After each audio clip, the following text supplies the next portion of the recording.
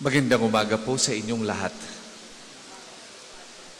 Kasama po ng inyong mga personal na intensyon at mga intensyon na nagpamisa ngayong umaga, espesyal nating ipinagdadasal ang lahat ng ating mga kababayan na lubog sa baha.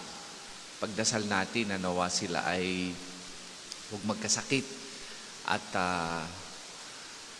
gabayan ng Panginoon para mahanap ang tamang solusyon sa sitwasyon nila ngayon.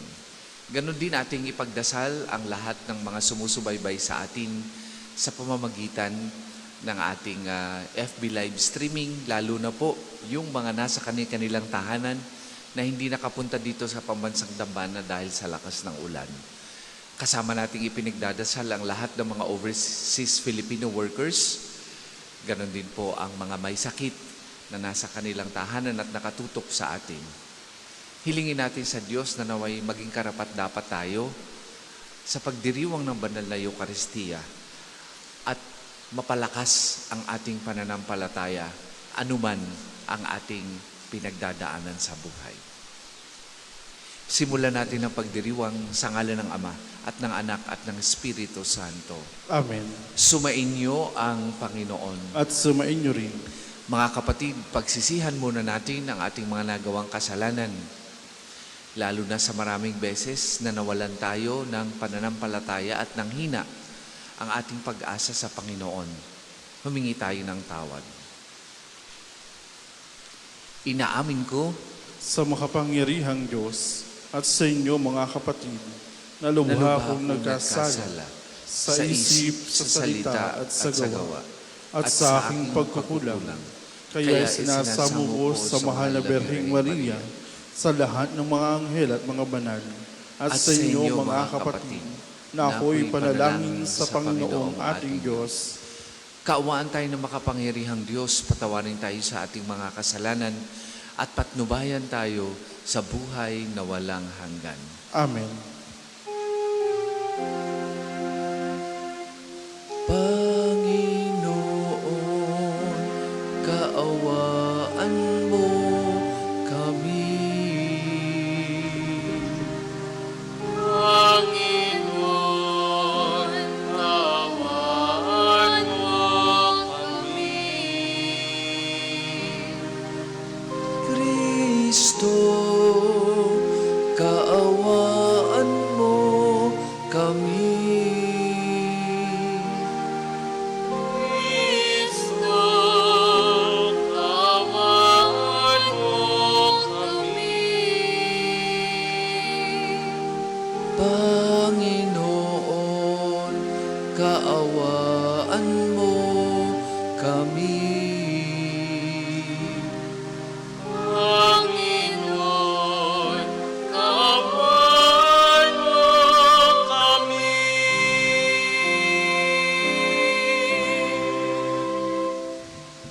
Manalangin tayo.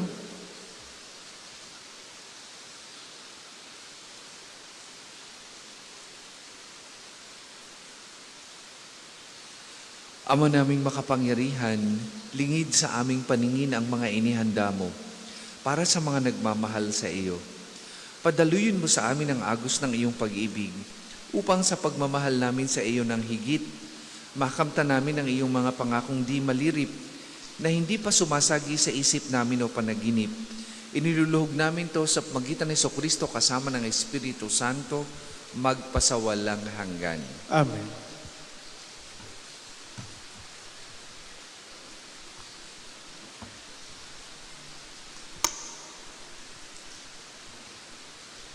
Pagbasa mula sa aklat ni Propeta Ezekiel. Sinabi sa akin ng Panginoon, Tao, sabihin mo sa pinuno ng Tiro na ito ang ipinasasabi ko sa kanila. Sa iyong kapalaluan ay sinabi mong isa kang Diyos. Nakaluklukang parang Diyos sa gitna ng karagatan. Bagamat ang totoo'y hindi ka Diyos, kundi tao lamang. Pinipilit mong abutin ang isipan ng isang Diyos.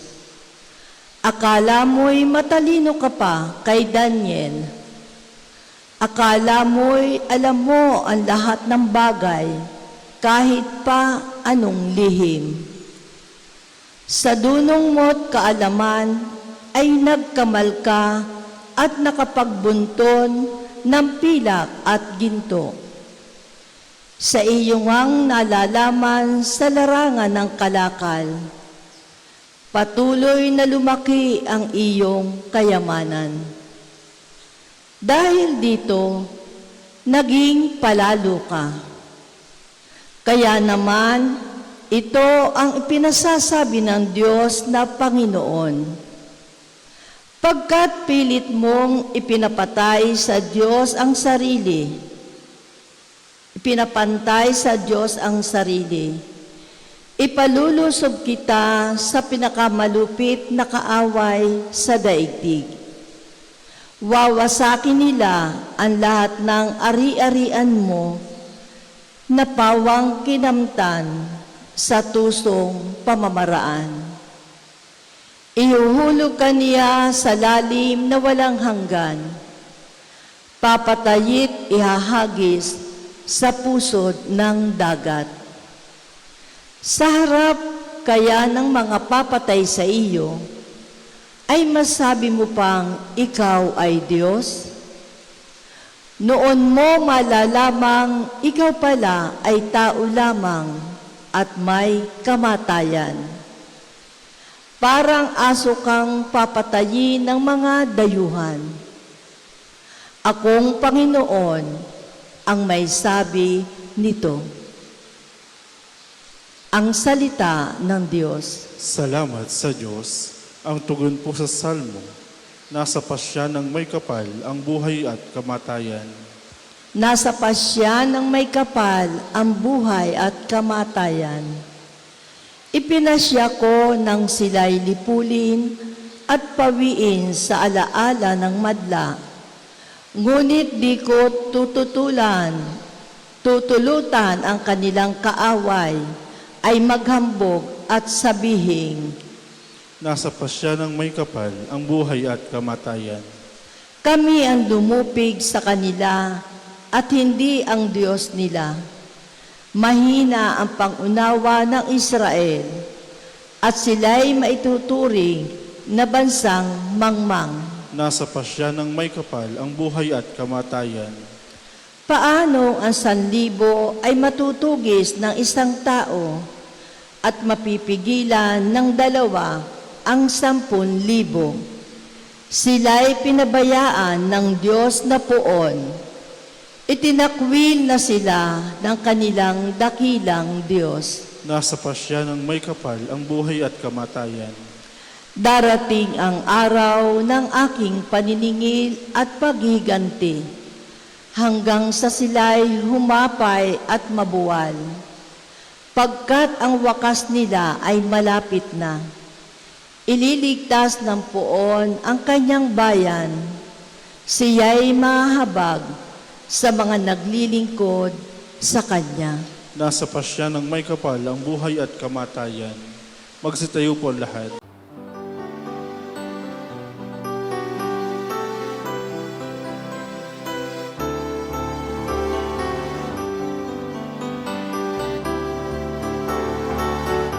Alleluia, Alleluia, Alleluia, Alleluia, Alleluia, Alleluia, Alleluia. Alleluia, Alleluia,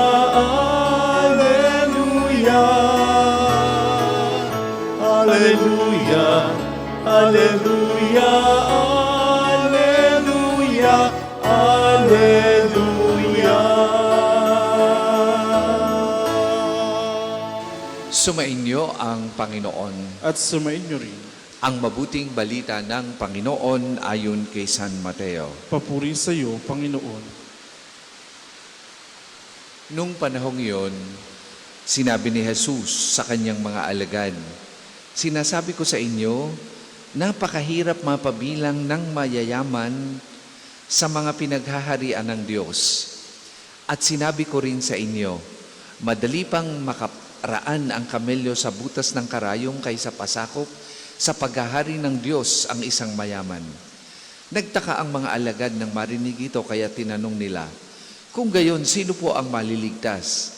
Tinitigan sila ni Jesus at sinabi, hindi ito magagawa ng tao, ngunit magagawa ng Diyos ang lahat ng bagay. At nagsalita si Pedro, tingnan po ninyo, iniwan namin ang lahat at kami sumunod sa inyo. Ano naman ang para sa amin? Sinabi sa kanila ni Jesus, tandaan ninyo ito, kapag nakaluklok na ang anak ng tao sa kanyang maringal na trono sa bagong daigdig, kayong sumunod sa akin ay luluklok din sa 12 trono upang hukuman ang 12 lipi ng Israel. At ang sino mang magtiis na iwan ang tahanan, mga kapatid na lalaki at babae, ama, ina, mga anak o mga lupin alang-alang sa akin ay tatanggap ng makasandaang ibayo at pagkakaluban ng buhay na walang hanggan. Ngunit maraming una na magiging huli at maraming huli na magiging una. Mga kapatid, ang mabuting balita ng Panginoon. Pinupuri ka namin, Panginoong Jesucristo.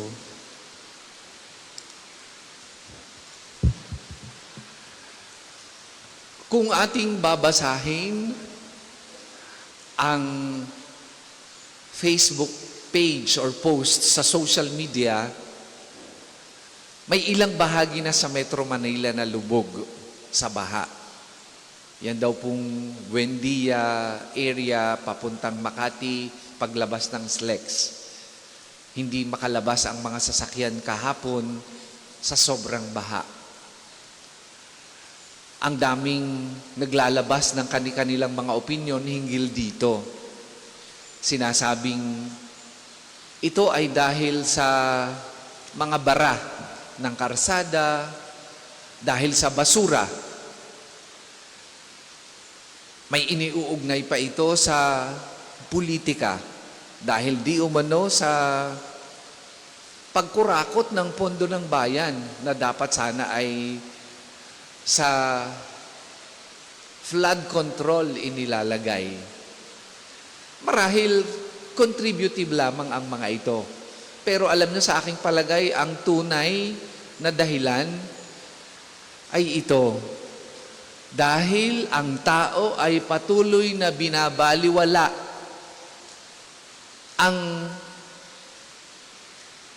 paglapastangan sa kalikasan. Pag nilapastangan natin ang kalikasan, talagang ang ibabalik sa atin ng kalikasan ay kung ano ang ginawa natin. Pinutol ang puno in exchange of money. Sinira ang bundok in exchange of something more material.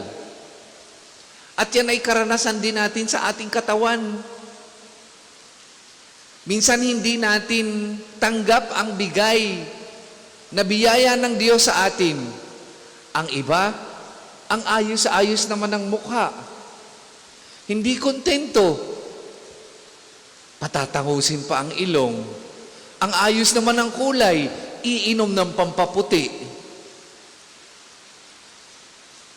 Hindi kontento sa kalikasang ibinigay ng Diyos. Bakit?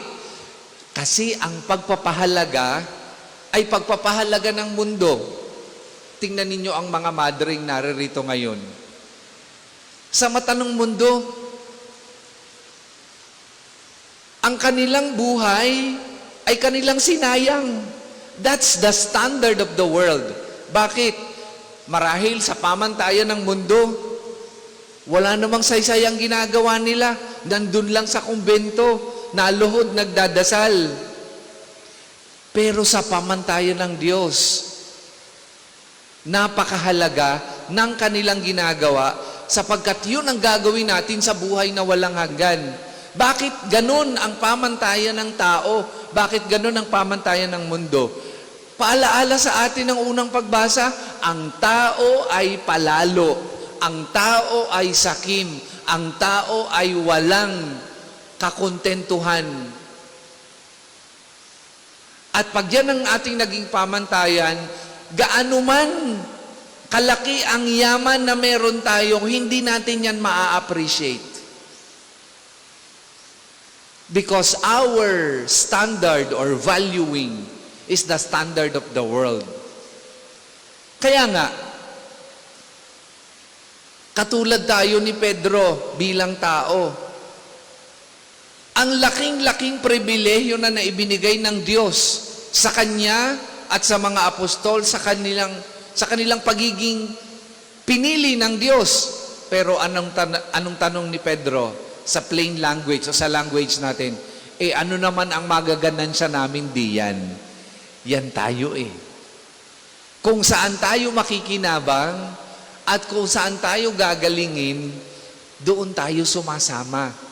To the extent that we sacrifice what is essential. Ang essential lang naman sa buhay natin ay ang Diyos, ang kapayapaan, ang pagmamahal, ang pamilya, and enough food para lang tayo mabuhay. Pero dahil sa kapalaluan ng tao, naghahangad pa siya ng labi sa kanyang pangangailangan. Yung need ay nagiging want. Kaya nga, anong epekto? Yan. Ang epekto ay ang pagkasira ng natura at kalikasan ng tao. Dahil ba sa Diyos? Hindi tayo pinaparusahan ng Diyos sa nangyayari sa ating baha. Hindi tayo pinaparusahan ng Diyos dahil sa ating pagkakasakit, kundi dahil sa ating kapalaluan at dahil sa ating paglapastangan sa kalikasang bigay ng Diyos, binabawian tayo. Ibinabalik sa atin ng kalikasan kung ano ang ginawa natin sa Kanya. Wala tayo o kulang tayo sa collective consciousness na pag nagtapon ka ng basura, babarayan sa mga ilog. At aawas ang mga ilog, tayo ang gagambalain sa huli. Because we are unmindful of the very nature, beautiful nature that God has given us. Kung paano natin ito alalagaan. Ganon din sa katawan natin. Talaga namang pag tayo'y tumanda, ay lalaglag na yung ating mga balat, ang ating mga mukha. Pero gusto natin ipabanat ng ipabanat. Kaya yung ating mata na dati ay Pilipinong-Pilipino ang mukha, nagiging inchik na tayo. No? Yung ating ilong na dati ay tuwid, nagiging tabingi na. Bakit? Lahat na lang ng surgery ipinagawa natin dahil hindi tayo kontento sa ibinigay na kalikasan o natura ng Diyos sa atin. Ang tao ay palalo. Hindi siya makontento. Paalaala sa atin ng mabuting balita na ang pahalagahan natin ay yung regalong nag-iintay sa atin sa kabilang buhay. At pasalamatan natin kung anong meron bigay ang Diyos sa atin at yun ang ating pagyamanin. Huwag nating sirain ang kalikasang ibinigay sa atin ng Diyos dahil yan ay galing sa Kanya. Pag nilapastangan natin, babalikan tayo niyan. Sana maging bahagi tayo ng pagpapahalaga sa bigay na natura ng Diyos. Sana tumanim sa ating puso at isip ang katotohanang kailangan natin ang Diyos. Kailangan natin ang Panginoon para mabawasan ang ating kapalaluan at tayo'y tunay na makasunod at makapagpahinga sa Kanya. Pag ang Diyos ay nasa atin, araw-araw kontento tayo. Pag ang Diyos ay nasa atin, lagi tayong pahinga, lagi tayong wala nang hinahanap na iba. Yan ay kung ang pagpapahalaga natin ay ang mga makadiyos na pagpapahalaga. Tatandaan natin na tayo ay palalo. At pag hindi natin ipinasok ang Diyos sa buhay natin, masisira at mawawasak ang ating buhay. Katulad ng hindi pakikinig ng marami sa atin sa pag-iingat sa kalikasan. Kung ano ang ginagawa natin sa naturang bigay ng Diyos, yun din ang ibabalik sa atin. Dalangin natin sa pamamagitan ng Santo Padre Pio na mapahalagahan natin ang bigay na kalikasan ng Diyos at pasalamatan at ito ang pagyamanin. Maging gabay nawa natin ang Panginoon sa araw-araw nating pamumuhay upang tayong lahat ay muling makabalik sa Kanya. Para po sa maghahandog ng sobre, pakihulog na lamang po sa buslo.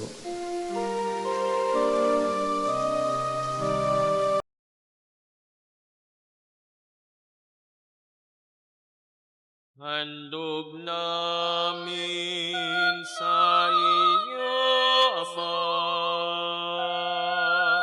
ang tinapay at alak na ito. Handog ng bayang umat sa sumasambat nagmamahal sa iyo.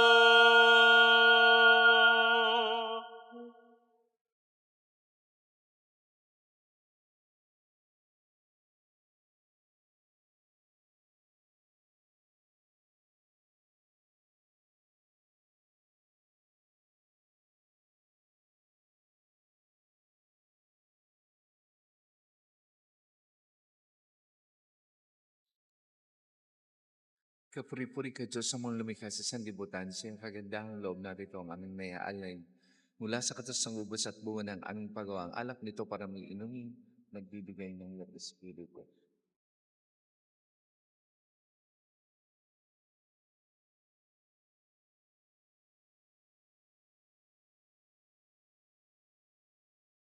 Magsitayo po ang lahat. Manalangin kayo mga kapatid upang ang paghahain natin ay kalugdan ng Diyos amang makapangyarihan. Tanggapin nawa ng Panginoon itong paghahain sa iyong mga kamay, sa kapurihan niya at karangalan, sa ating kapakinabangan at sa buong sambayan niyang banal. Ama naming lumikha, tanggapin mo ang mga alay upang maganap ang pagpapalitan ng iyong kaloob at ng aming handog sa aming paghahain na iyo ring ibinigay para kami maging marapat na iyong paunlakan sa pamamagitan ng Jesucristo kasama ng Espiritu Santo magpasawalang hanggan. Amen. Sumainyo ang Panginoon. At sumainyo rin. Itaas sa Diyos ang inyong puso at diwa. Tinaas na namin sa Panginoon. Pasalamatan natin na ang Panginoong ating Diyos. Marapat na siya'y pasalamatan. Ama naming makapangyarihan, tuning ang marapat na ikaw ay aming pasalamatan.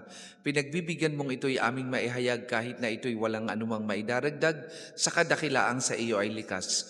Sa pagpupuri namin ang nakikinabang ay kami ring iyong pinakikiharapan sa pamamagitan ng iyong anak na minamahal.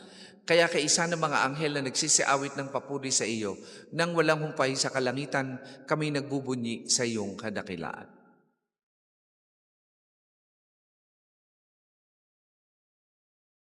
Santo, Santo, Santo, Panginoong Diyos ng mga hukbo, napupuno ang langit at lupa, nakadakilaan mo. Hosana, Hosana, sa kaitaasan. Pinagpala na paririto sa ngalan ng Panginoon. Hosana, Hosana, sa kaitaasan. Kung hindi po kayang lumuhod, ay manatili pong nakatayo na may paggalang. Ama naming banal, ikaw ang bukal ng tanang kabanalan, kaya't sa magitan na iyong Espiritu gayon mong banal ang mga kaloob na ito, upang para sa amin maging katawan at dugo ng aming Panginoong Hesukristo.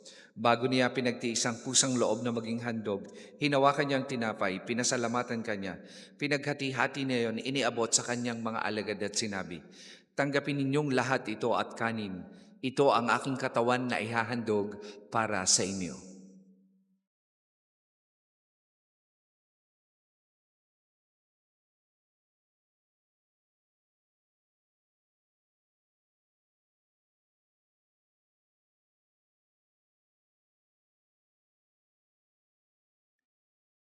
Gayun din naman nung matapos ang hapunan, hinawakan niya ang kalis, muli kanyang pinasalamatan.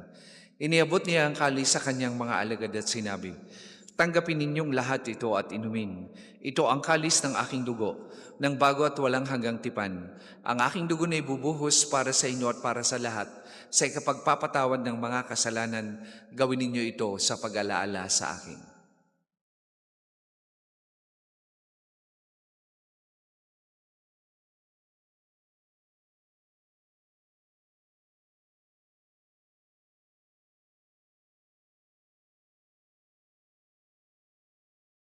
Ipagbunyi natin ang misteryo ng pananampalataya. Si Kristo'y namatay, si Kristo'y nabuhay, si Kristo'y babalik sa wakas ng panahon. Ama, ginagawa namin yan ang pag-alaala sa pagkamatay at muling pagkabuhay ng iyong anak. Kaya tinaalay namin sa iyo ang tinapay na nagbibigay buhay at ang kalis na nagkakaloob ng kaligtasan. Kami nagpapasalamat dahil kami iyong minarapat na tumayo sa harap mo para maglingkod sa iyo. Sinasamo namin kami magsasalo-salo sa katawan at dugo ni Kristo ay mabuklod sa pagkakaisa sa magitan ng Espiritu Santo. Ama, lingapin mo yung simbahang laganap sa buong daigdig. Puspusin mo kami sa pag-ibig, kaisa ni Leon na aming Papa at ni Gilbert na aming Obispo at ng Tanang Kaparian. Alalahanin mo rin ang mga kapatid naming nahimlay nang may pag-aasang sila'y muling mabubuhay, gayon din ang lahat ng mga pumanaw. Kaawaan mo sila at patuloyin sa iyong kaliwanagan. Kaawaan mo at pagindapatin kaming lahat na makasalo sa iyong buhay na walang wakas. Kaisa ng mahal na Birheng Maria na ina ng Diyos, ni San Jose na kanyang kalinilisang esposo, kaisa ng mga apostol at ng lahat ng mga banal na nabuhay dito sa daigdig ng kalugod-lugod sa iyo, maipagdiwang nawa namin ang pagpupuri sa ikararangal mo sa pagitan ng iyong anak na aming Panginoong Hesukristo. Sa pamamagitan ni Kristo kasama at sa Kanya, ang lahat ng parangal at papuri ay sa iyo.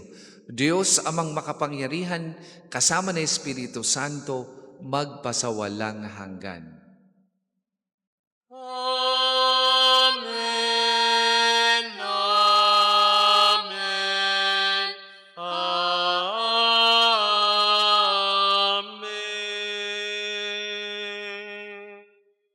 Sa tagubilin ng mga nakagagaling na utos at turo ni Jesus na Panginoon natin at Diyos, ipahayag natin ng lakas loob.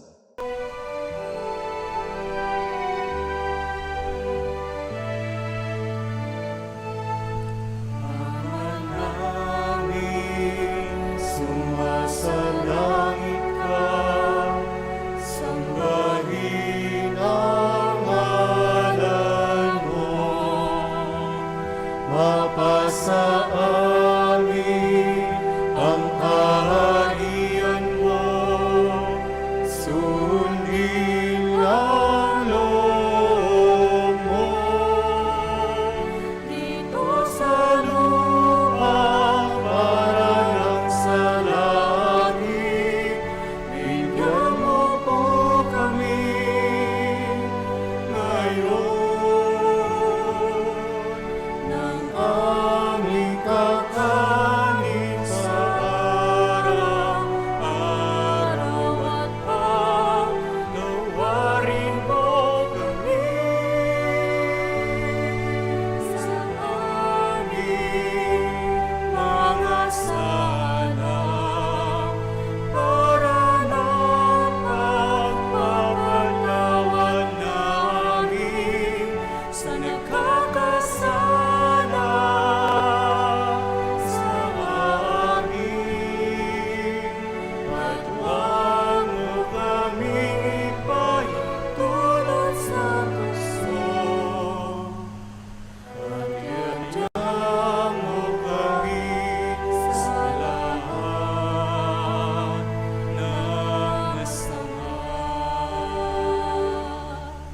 Hinihiling namin kami ay sa lahat ng masama, pagkalooban ng kapayapaan araw-araw, iligtas sa kasalanan at ilayo sa lahat ng kapahamakan.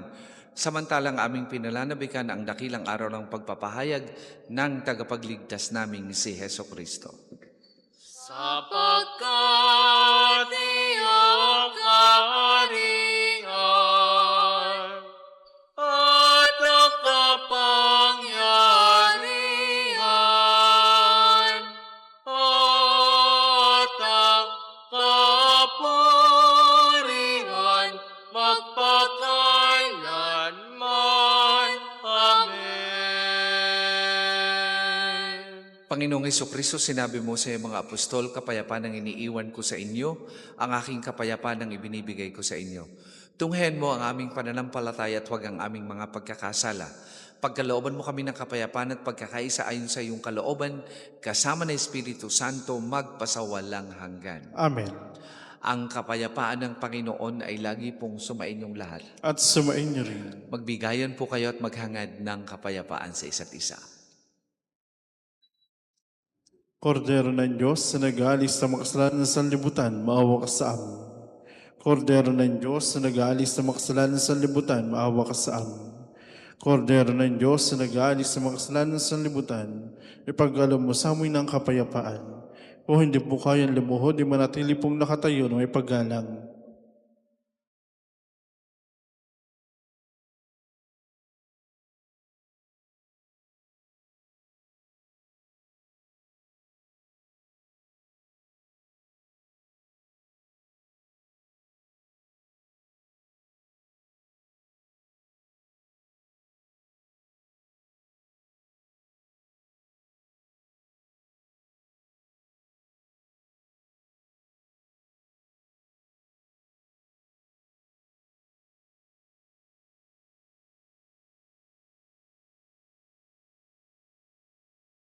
Mga kapatid, ito ang kordero ng Diyos.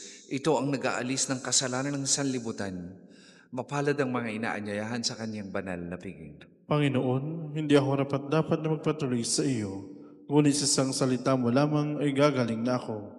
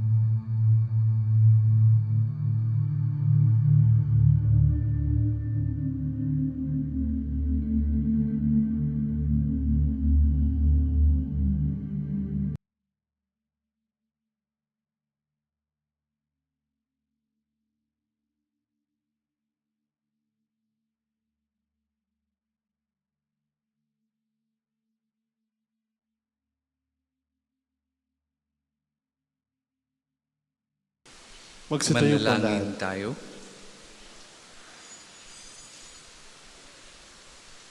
Ama naming mapagmahal, sa banal na pakikinabang, si Kristo ay aming pinagsaluhan.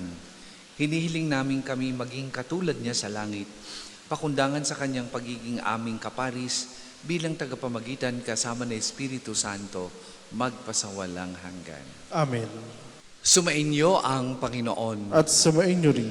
at pagpalain kayo ng makapangyarihang Diyos, Ama, Anak at Espiritu Santo. Amen. Tapos na po ang ating pagdiriwang, humayo kayong mapayapa. Salamat sa Diyos.